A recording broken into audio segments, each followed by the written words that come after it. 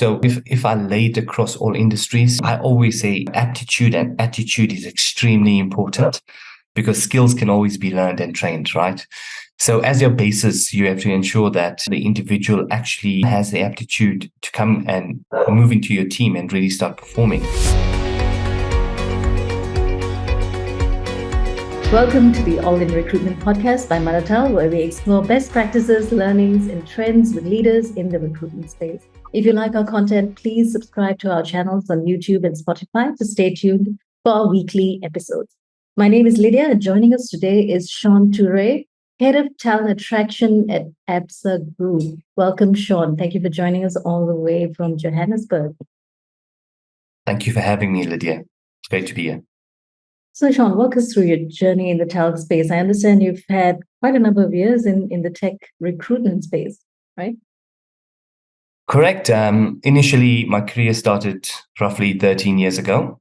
Ideally, you start moving into different sort of functions, especially at a recruitment agency space. So you get very exposed to multiple factors across recruitment. Tech was something that really interested me upfront. And at that stage, things like business analysts, project managers, developers, architects, which were normally foreign words to a lot of people, really became the sort of go-to aspect in the sense of Shaun being a specialist in that area itself.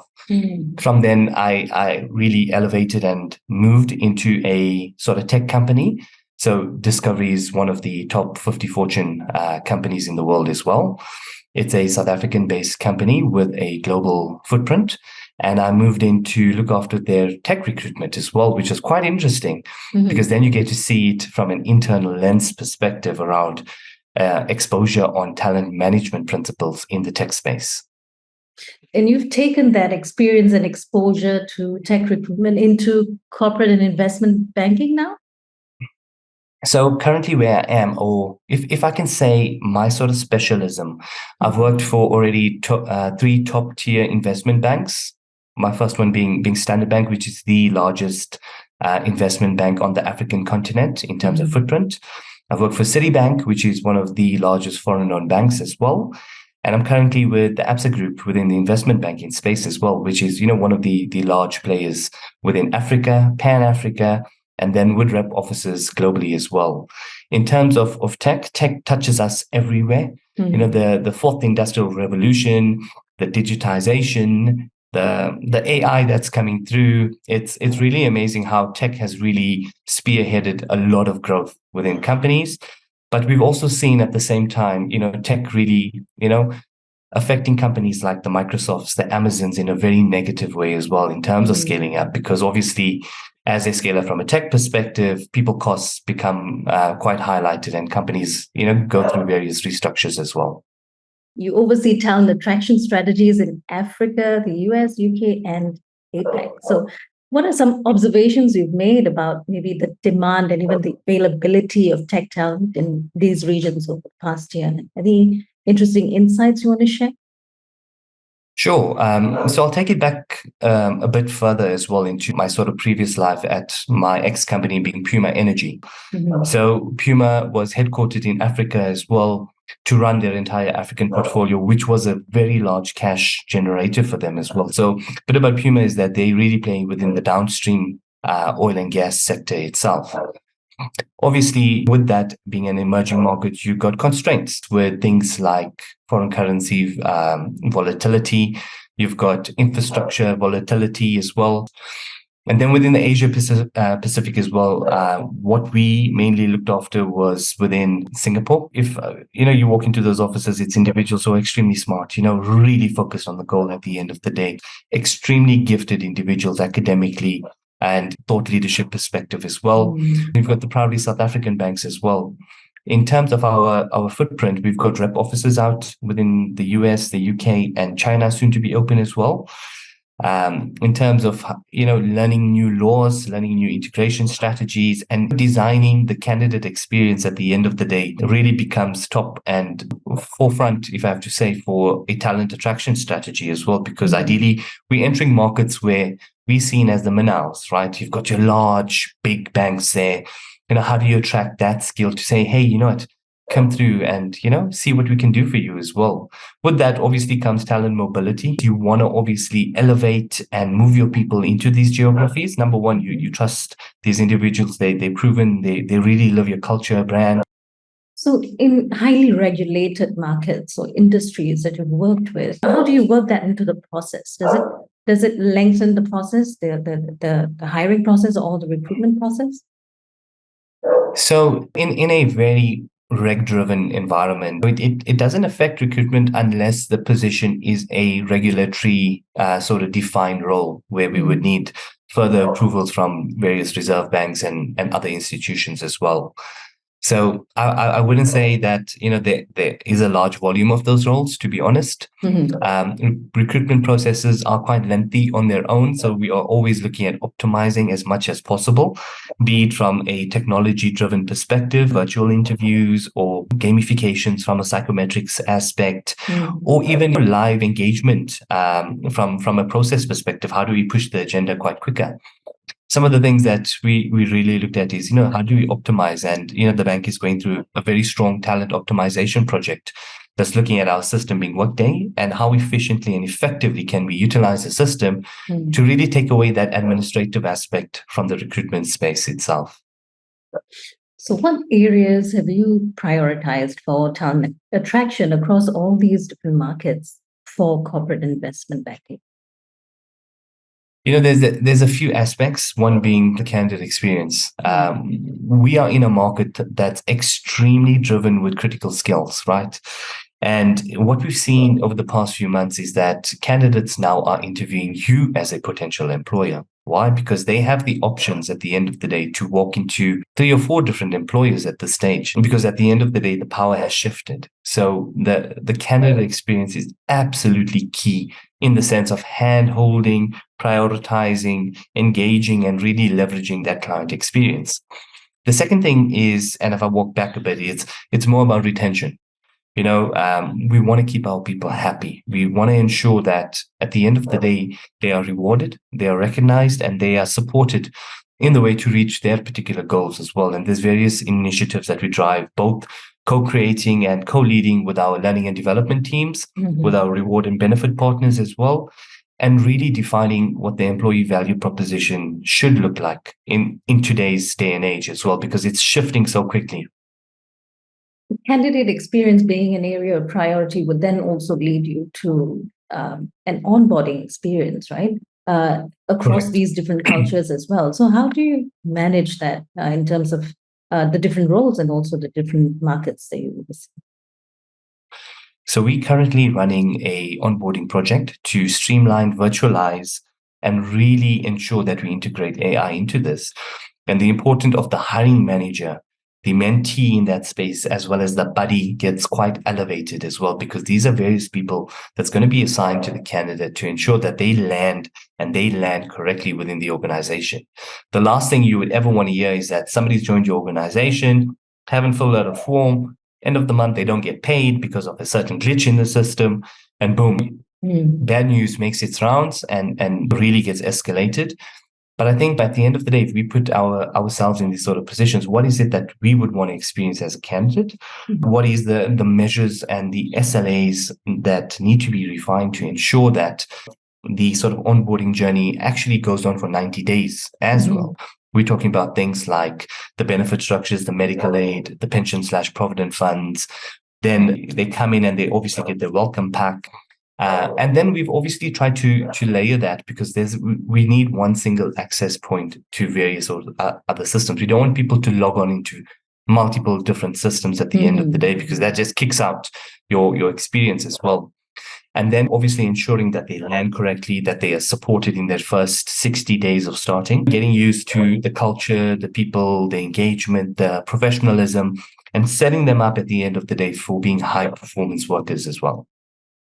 So, Shaun, what are some key skills and qualities that you look out for when you recruit talent for this particular industry, banking and finance? Sure. So if I lay it across all industries, I always say aptitude and attitude is extremely important, because skills can always be learned and trained, right? So as your basis, you have to ensure that the individual actually has the aptitude to come and move into your team and really start performing. They have to have the right attitude to ensure that they integrate from a culture perspective, because obviously you're trying to drive high performance teams. If you look at it within the banking space, banking knowledge definitely is important. But we're moving into a day and age where, there's a lot of transferable skills that you can really elevate from people to people. Industries are changing, right? Before, our competitors were just banks. Now they are major telcos. Now they are fintechs out there. Mm-hmm. Now it's retail clients as well that are offering loans and microloans and things like that. So the landscape has changed significantly. So therefore, our sort of recruitment strategy had to change with it, right? And obviously, you have to look at people coming in from various sectors itself. I mean, if I looked at our past data, about 50% of our people have moved out of banking, that had left the organization to join various firms. So that's extremely interesting at the same time, yeah. And how do you facilitate that change from one industry to the next? Say they're coming into Absa. So obviously there's a sort of change management aspect built into that. But if we look back at our recruitment process itself, it has to be a very competency-based behavioral aspect interview setup, because at the end of the day, you're not asking specific banking questions, right? So the mindset obviously changes, and it's about the principle about how you apply some of these lens or these strategies to really look at it. If we're talking about technical skill sets that individuals have to have with regards to our sort of products itself, well, then we kind of tied, right? Then we have to look at individuals that has that particular product set, because ideally that's the focus at this stage. But if we're looking at back office type of roles, and if we look at, accounting, finance, HR, compliance, risk, or even IT at some particular stage, we become very flexible in these sort of aspects as well. In my past role at Puma Energy as well, we had a division called aviation fuel, and we needed people who sell aviation fuel, right? Far and few in between. Now, if you're thinking about trying to hire somebody in Guatemala to go and sell aviation fuel, not much competitors out there. So what we did is, we developed a gamification to assess and compare those individuals that are applying to some of our top salespeople. So we are trying to look at particular attributes. And we've hired people who went out and sold printers, who sold IT equipment. And we put them in this role and we train them up from a product perspective, because the principle of it is that the characteristics of sales is universal, if I have to put it that way. Yeah, fundamentally, they've got the right kind of aptitude, as you said, to perform the role. So in terms of retention, or even attraction and then retention, are there any initiatives or any projects around attracting and retaining talent that you probably like to share? I mean, there's always projects ongoing, right? There's always shifts in markets, and you have to be quite attentive. And what's been quite key in my career is that I really get close to the business from a priority level and an objective level. I tend to really spend time with them to understand their business end to end, because if we can't influence, or if you can't understand their business, we can't influence their business as well. At the end of the day, it's how do you then customize that proposition for a range of people that might have other objectives, and how do we move to humanizing it? Because that's going to be extremely quite key. And I'll give you, a typical example. Within South Africa, we have enormous issues when it comes to energy, electricity. There's dependency issues with our sort of energy provider. So what we've done is that, we ensured that, each individual gets an inverter, so that if they are working from home, they can work from home. Sounds like a great concept, right? But if we put on the lens of the colleague or the employee, it's like, oh, you want to ensure that I only work at the end of the day so that you benefit and you get your financial gain through whatever we do. Now, when Gartner comes in, they say, you have to look at a holistic solution for that family, humanize it and take it out of the professional environment, and look at maybe solarizing their house so that, yes, while they're working, their kid that's either small can be watching TV. In the night, the lights can be on so that the family can benefit from, sitting around a table. And that's where the humanized approach comes in as well. And this is very strong on our agenda at the end of the day to customize, build, and we don't have a structured EVP as yet. And the key thing is, when you look at it, how do you measure the success of an EVP? Mm-hmm. And there's no criteria because there's no data or information that can give it to you. And what they say is that how do you measure it? Is that it's what your colleague is saying to the other colleague at the water cooler. It's what the colleague is saying to other people at a party. That's how you measure the EVP itself. I was going to go into the candidate experience and assessing cultural fit. Are there any processes you put in place? Gamification is something that you mentioned earlier. So are there any examples that you'd like to share about that? Sure. So basically, within Absa social construct, we don't use the gamification at this stage as well. We do use, proper psychometrics via, major vendors like SHL, etc. Obviously, fit and key to the role is a bit more important through that assessment phase because psychometrics is just another data point. It's not the decision-making tool. What we use to really look at, the culture fit is that we try to get more teams involved in the interview process as well, to look at, how do we fit in together with the candidate coming in, and the candidate can assess on their end, can they easily integrate into this style of working from a culture perspective? Our values and purposes are extremely strong and it's out there. Our culture obviously, intertwines with high performance as well, because we're really pushing the stage of outperforming. We've done extremely well over the last 2 years. Okay, if you've achieved X, let's raise the bar, let's go higher, and that's kind of the space we're in at this stage, is that we always want to better ourselves as well. And, the process of referrals, employee referrals is extremely important because at the end of the day, great people know great people. And, as they start selling the culture into the external landscape, they start attracting and pushing people that they feel would be a fit to the organization. So we are currently reviewing our entire employee referral program to ensure that it's one of the most attractive and financial driven mechanisms that employees can really look at integrating and selling for us as well. I understand. You just mentioned that you are in the process of putting out a new EVP, right? So this might come in a little premature, but what are some steps you've taken to develop this EVP and, in order to ensure that your talent strategies for both culture and scale are aligned? So it was a large sort of learning curve for me. But what we've done is that we set up a forum group. So ideally, this forum group really pulled in people from different businesses across the chain of the bank, of corporate investment bank. And it was more of a working group. So we kind of understood from a business perspective, what's the noise, what would they like as well, and really how to integrate that into a sort of one forum perspective.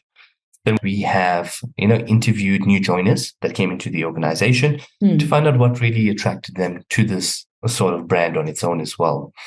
We've asked things about, how they landed and really what do they see that we could do better as well. So then we've identified if it's going to be remuneration and benefits, let's focus on remuneration and benefits and look at, the information we've gathered and what could we sort of, start changing within this sort of landscape as well. So that's obviously a strong pillar that we have to look at as well. So we implemented that sort of strategy across it. And then we've, obviously presented to the exco teams as well.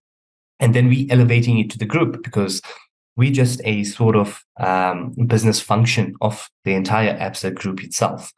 Because we feel that, if it needs to be really rolled out, it needs to roll out from a group perspective, incorporating the other divisions' thinking, thoughts, processes as well. The great thing about it is that we are questioning a lot of the legacy aspects around some of the benefits.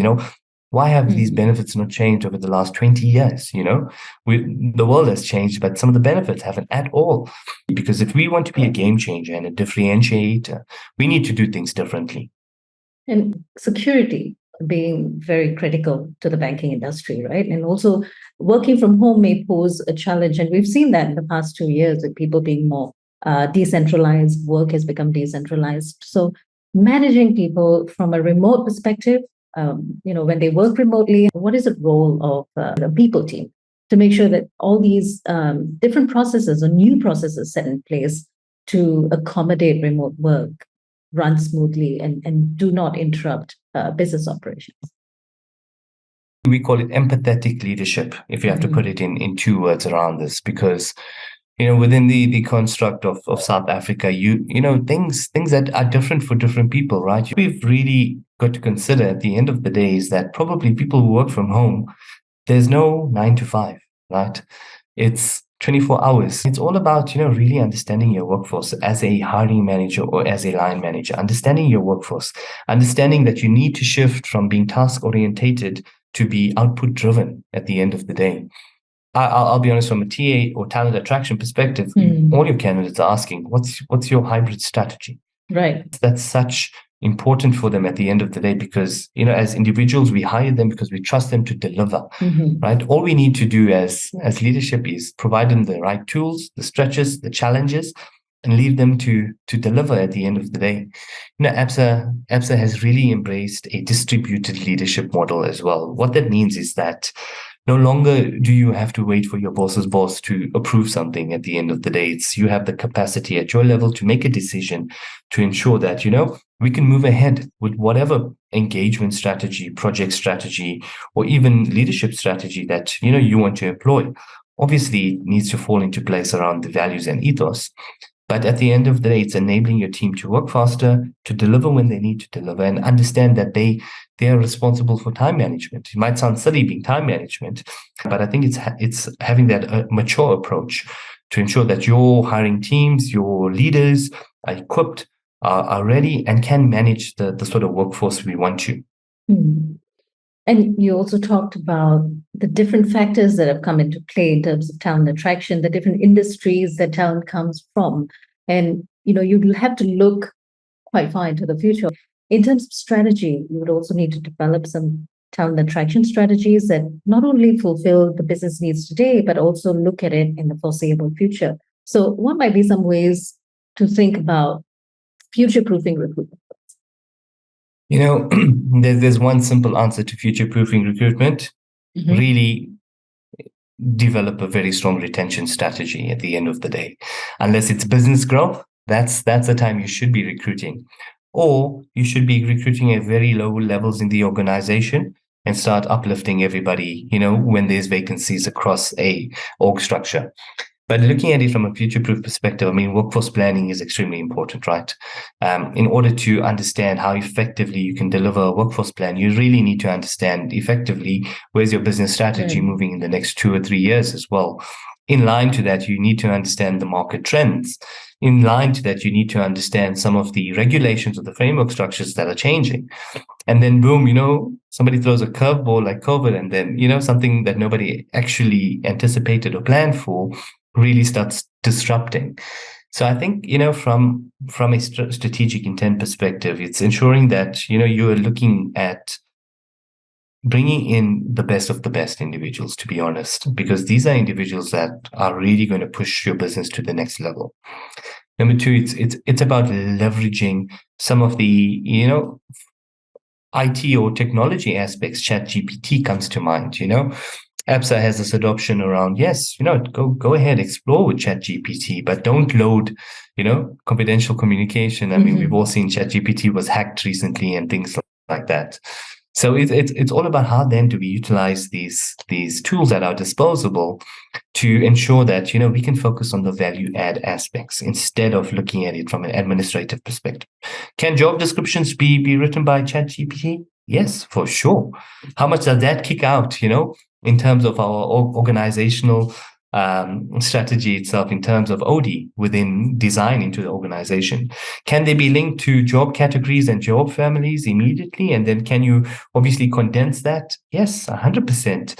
These are things where we can, plug in very quickly to simplify our processes, to really give us time back.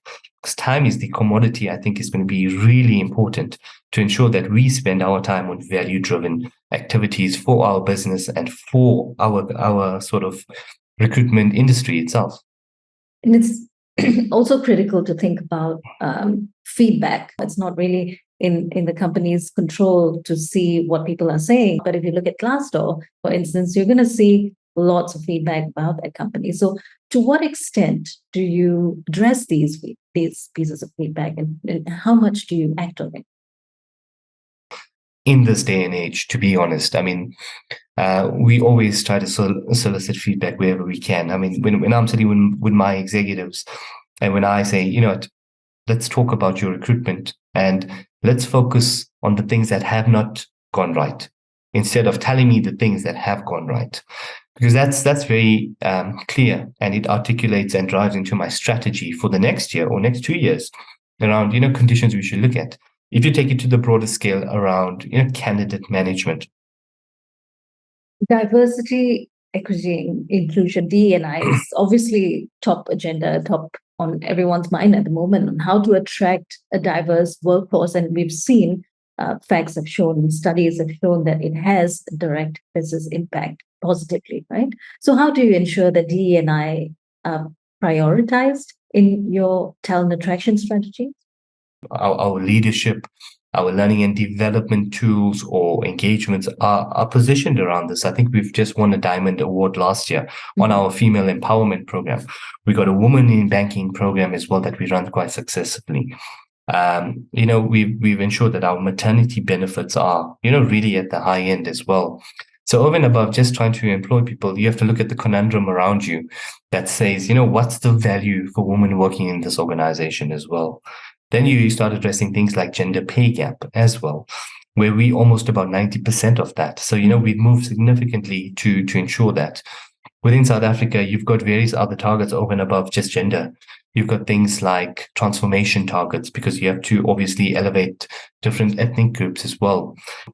So it's all about that and continuously improving yourself. And then let's take it a bit further. With individuals with disabilities, we have to ensure that facilities can accommodate them at the same time. And we have to ensure that individuals with impaired visual optics can use Braille and things like that. So it's all about moving towards a unified sort of culture that's acceptance. And we run extremely strong campaigns within the organization, and we call it Come As You Are, which means you don't have to change yourself for anything or for anyone. Yes, it does. It does. But what it does, it actually ensures that people are appreciated in every form and in every way, and that there is, or that there should be, no bias towards them. Right. So you're dealing with all kinds of cultures, different types of needs, and many kinds of circumstances against a backdrop of disruption, right? So what does a TA professional need to be, and what do they need to have? We measured on various factors, time to hire, cost of hire, different SLAs, etc. But I think it's all about being passionate about what you do. And part of that really touches on people. It touches on serving people, to be honest. And it's about that soft skills. You can learn recruitment. Anybody can be a strong employer brand ambassador. You can learn how to run processes and interpret policies. But if you don't really care about the person on the other end, then you're in the wrong job completely. Because at the end of the day, you are being judged, you are being looked at. You have to have a personal connection with them. It's about chemistry. And also, how do you deal with resistance when you're trying to make a change, or if you're trying to be critical about a policy or a benefit, as you said earlier in an example, right? Something that's been there for 20 years or so, and you want to contest that. So I'm a person that really likes to lead with data. Why? Because data, you can't fabricate anything out of data. Data speaks to one truth. Also, I think what's important is not to take things too personally as well. So it's to look at the business value chain. And when there's resistance, it's normally due to past experience, where individuals, obviously have a wall up. It's about creating a psychologically safe environment and to ensure that, trust does exist between two parties at the end of the day. Because the one common objective that you guys will have is probably going to be the same. And all you're doing is working towards it together.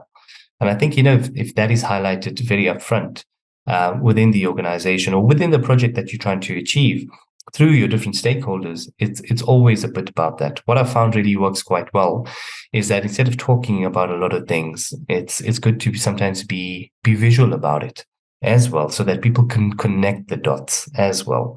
And Thank you very much, Shaun, for your time and your wonderful and generous insights today. So for anyone out there listening in who want to connect with you, where can they find you? I'm definitely on LinkedIn. So Shaun Tooray, you'll find me there. I think I'm the only one in the world with that name, but I'm happy to connect and happy to engage. And we've been in conversation with Shaun Tooray, Head of Talent Attraction at Absa Group based in Johannesburg. Thank you for joining us, and remember to subscribe to stay tuned for more weekly episodes from All in Recruitment.